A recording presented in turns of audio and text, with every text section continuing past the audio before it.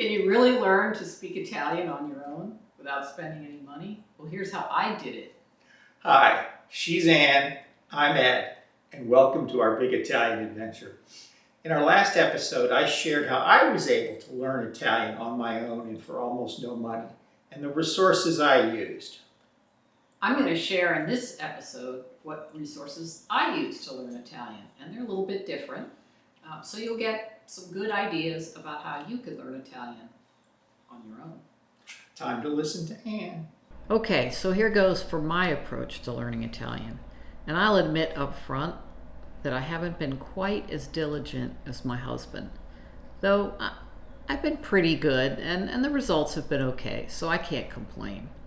So my intent was to get a good mix of inputs, i.e. reading, listening, watching, and outputs, writing and speaking, and to try to do at least a little bit every day, if only 15 to 20 minutes, because consistency is so important.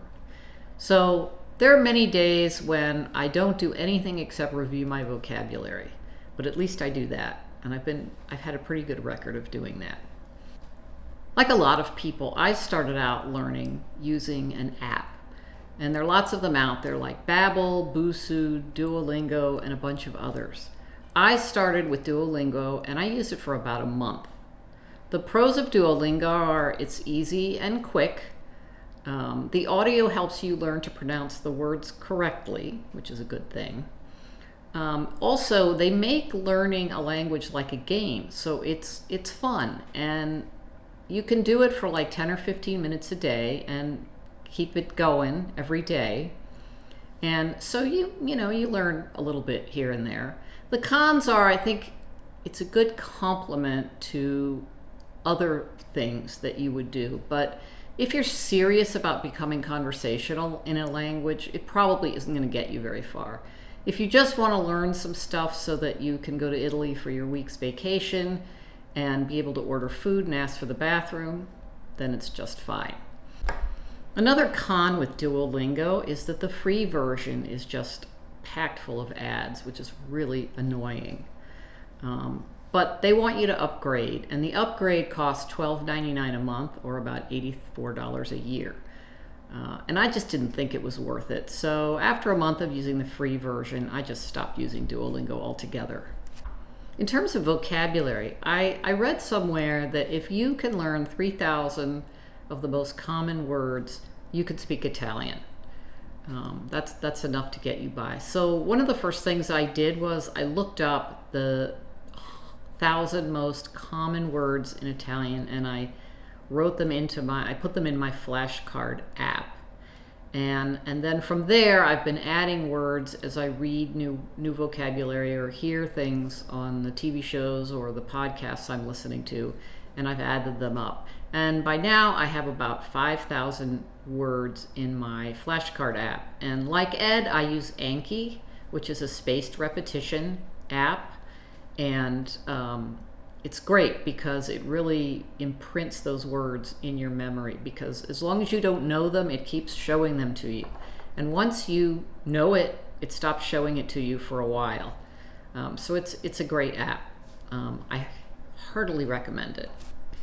When it comes to learning grammar, a lot of polyglots and other language learning experts say that it's not that important to focus on the grammar, because after all, that's not how little kids learn to speak a language.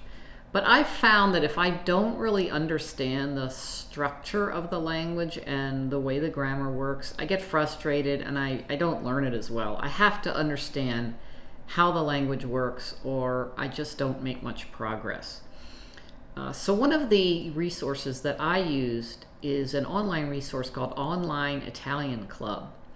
And I mean, that thing, it's free and it is chock full of every kind of grammar you could want to learn, verbs, prepositions, how to construct sentences, pronouns, I mean, the most common phrases. It has dialogues. It pretty much has everything.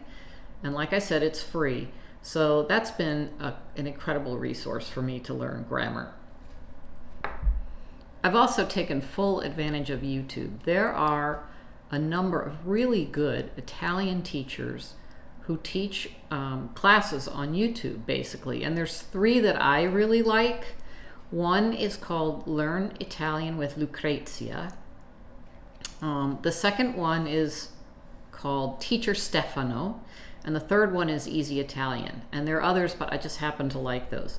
Lucrezia is she speaks very clearly. She explains things really, really well.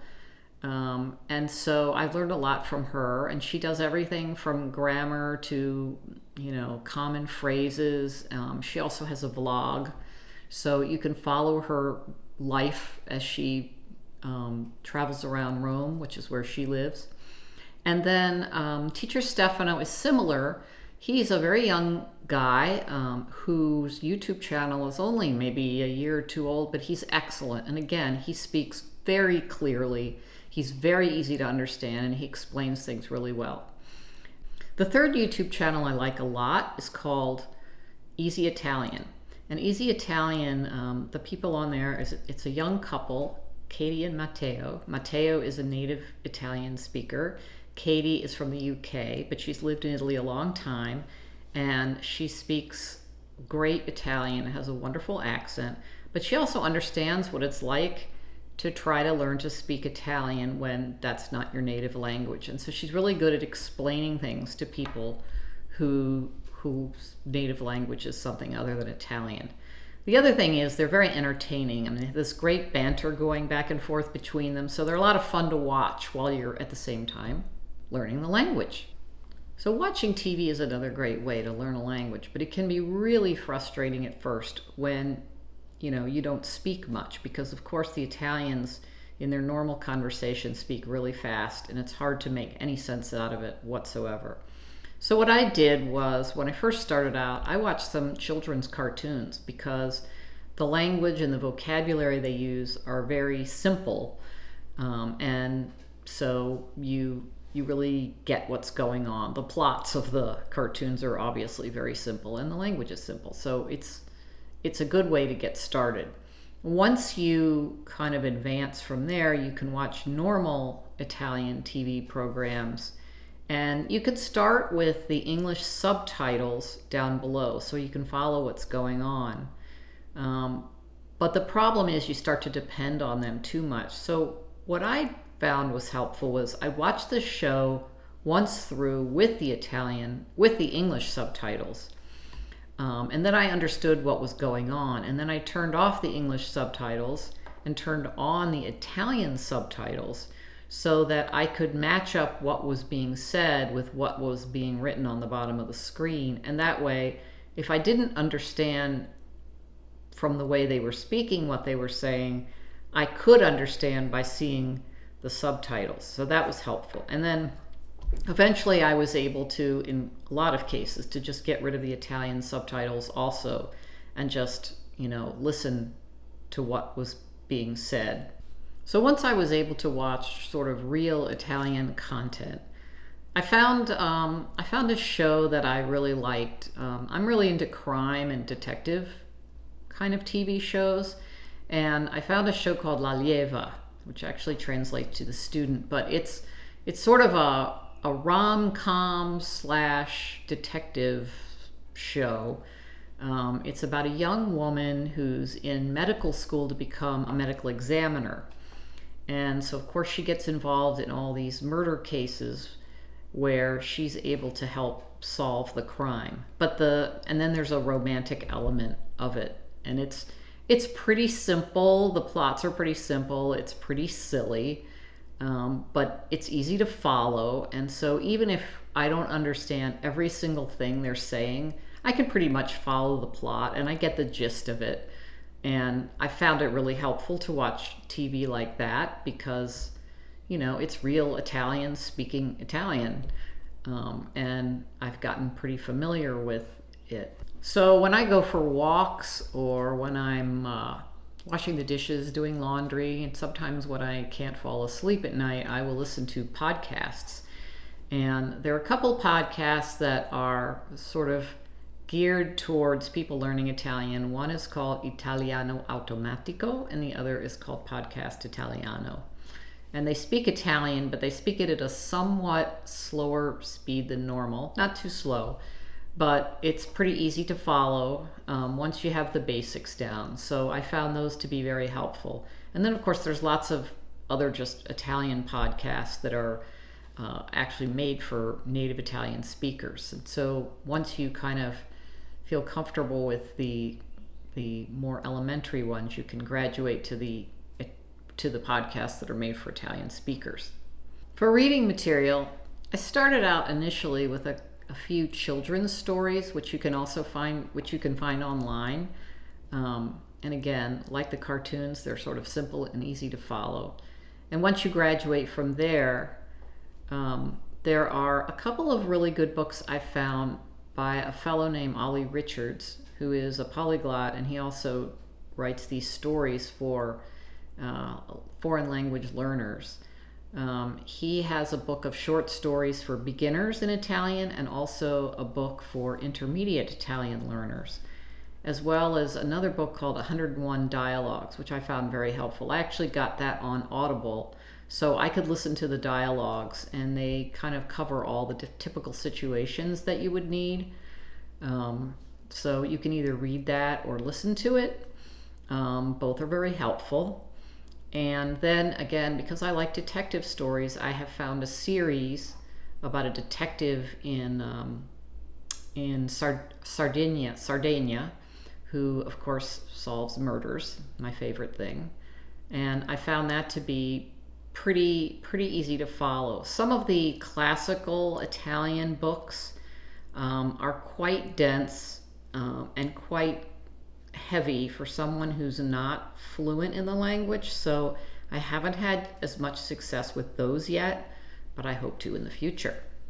Now, last but not least is speaking, and this is definitely my weakest area. For whatever reason, I can have short interactions. I can ask for things in stores. I can speak for a few sentences, but I just don't find that I'm able to have really in-depth conversations with people. I tend to get blocked, and even though I know the words, I don't come up with them. And I guess I just have that common fear of making mistakes that I think a lot of us have. So what I've done to help me get over that is I talk to myself, that I don't have to worry about making a mistake in front of other people. So I will have conversations with myself when no one else is around to hear me and think that I'm crazy. But when I'm washing the dishes or doing the laundry or just hanging out, I will talk to myself as though I'm talking to a friend, and I'll talk about what I'm doing, what I'm thinking, what my plans are. And that way, at least, even though there's no feedback coming back to me, I at least get a chance to practice speaking. Now, more recently, I have started using italki, the same online platform that Ed uses to speak to an Italian native speaker. And I found that that's been really helpful, and I've gotten much more comfortable talking to someone else. And of course, they're all very patient, and they don't make fun of you, and they don't judge you. They just help you, and I have to keep telling myself that. And I sure wish that I had done more of that sooner, but anyway, live and learn, right? So that's what I'm doing to practice my speaking. Now, I guess to finish off, I'd offer some tips and encouragement to anyone who's trying to learn Italian. The first thing is you're never too old to learn a language. And in fact, the research suggests that learning a language is a great way to keep your brain sharp as you get older. And it helps prevent cognitive decline. So if you ever needed a motivation to learn to speak Italian, that's one. Secondly, don't be afraid of making mistakes. Don't be like me. Do as I say, not as I do. Don't be afraid to make mistakes, because that really is the only way you learn. When you're learning, I think it's important to have a plan that sort of covers all the areas: speaking, reading, writing, listening, watching, so that you really get immersed in the Italian language and you get a good feel for it. Another piece of advice I would say is when you're watching TV or watching a YouTube video or reading a book, don't obsess over trying to understand every word as you're going along. Just kind of go with the flow and try to get the gist of it. And you may only understand, especially initially, 4 out of every 10 words. But you'll find that if you just kind of go with the flow, you'll start to get the gist of what's going on. And that's the important thing.